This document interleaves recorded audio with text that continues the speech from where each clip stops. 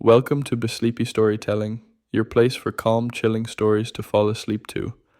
Tonight we begin part 1 of The Forgotten Shadow in Egypt, a haunting tale set in Egypt's Valley of the Kings, where a hidden tomb holds secrets far older than history itself. If you enjoy drifting off to scary bedtime stories, remember to subscribe and leave a like. It helps us share more nightmares with you. Now, close your eyes, relax, and let the story carry you into the dark.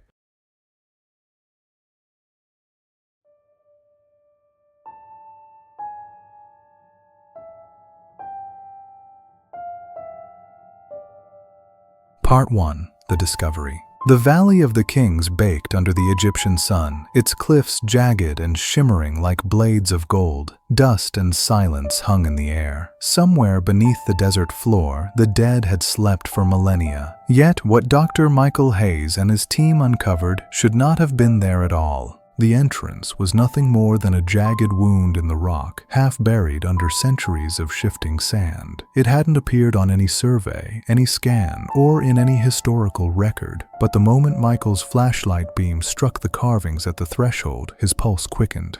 "Sarah," he called softly, "look at this." Sarah Mitchell knelt beside him, brushing sand from the stone with practiced care. Her voice trembled as she spoke. "These aren't standard hieroglyphs.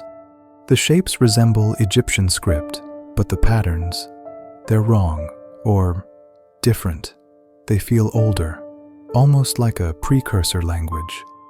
David Carter adjusted his glasses, already frowning. "Older than hieroglyphs? That doesn't make sense. Egyptian civilization isn't even half that old." Elena Morales stood a little apart from the group, staring into the dark mouth of the chamber. Her hands rested on her notebook, but she hadn't written a word. "Some things don't make sense," she whispered. "Maybe they were never meant to." Michael leaned closer to the carvings, running his fingers over their grooves. The stone was warm, as if the sun had baked into it. Yet as he touched the marks, a subtle shiver ran through him. For a fleeting second, the symbols seemed to shift under his skin, as though alive. He pulled back abruptly.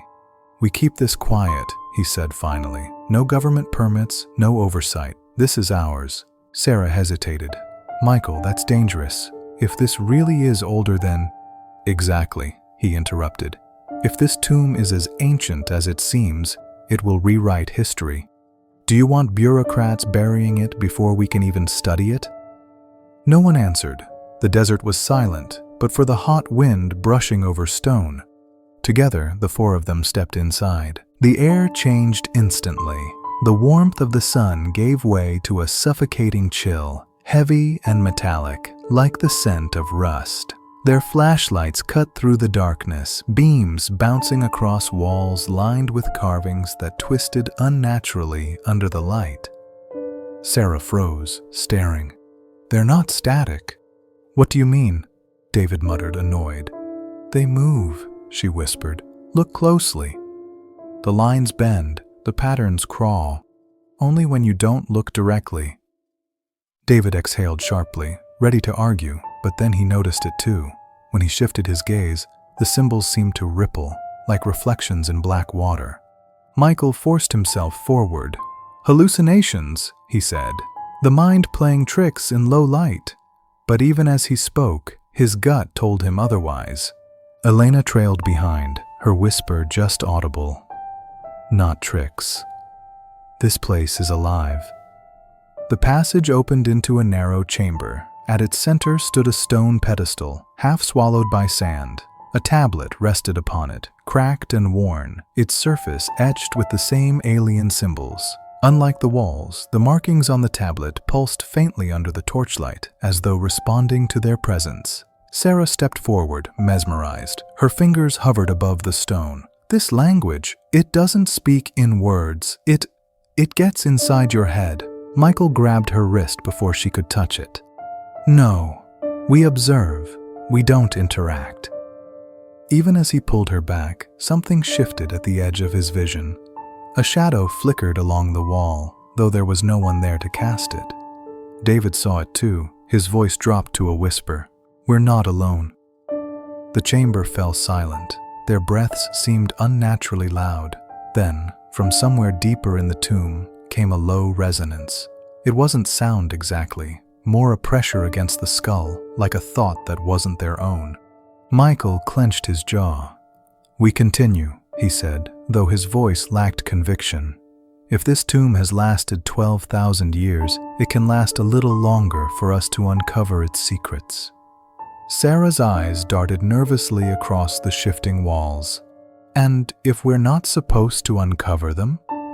Elena's voice was a whisper, almost drowned by the dark. "Then we've already made the mistake." They pressed on, deeper into the bowels of the tomb. Each step made the air heavier, each corridor narrower, as though the rock itself was closing in. Strange patterns emerged on the walls, evolving from near-Egyptian symbols into grotesque shapes that no human language had ever recorded. Objects shifted when no one was watching. A lantern toppled on its side, rolling several feet before halting abruptly. Pebbles skittered across the floor against the direction of gravity. At one point, Sarah dropped her notebook. When she stooped to pick it up, it wasn't where it had fallen. Instead, it rested several feet away, open on a page she hadn't written yet. "Michael!" Her voice shook. "Something's wrong. It's not just the walls. The whole place. It doesn't follow rules. Not physics, not time."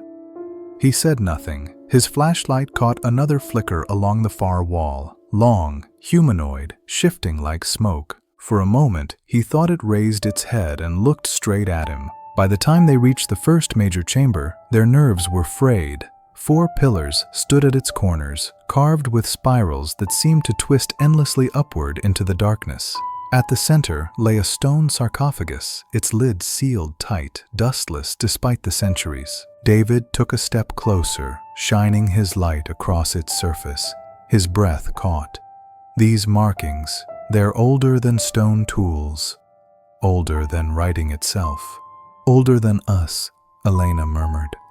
Michael's pulse thundered in his ears. He felt it again, that subtle push against his mind, a suggestion at the edge of thought. He wanted to touch the sarcophagus, to open it, to see what no one had seen in 12,000 years. But another part of him recoiled in terror. Sarah's voice pulled him back.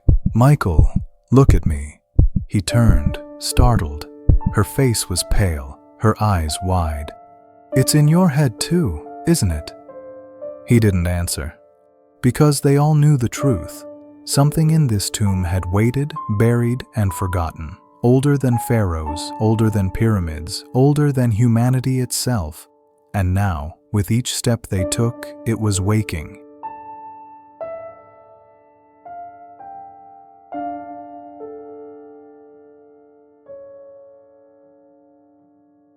You've just heard part 1 of The Forgotten Shadow in Egypt on Besleepy Storytelling.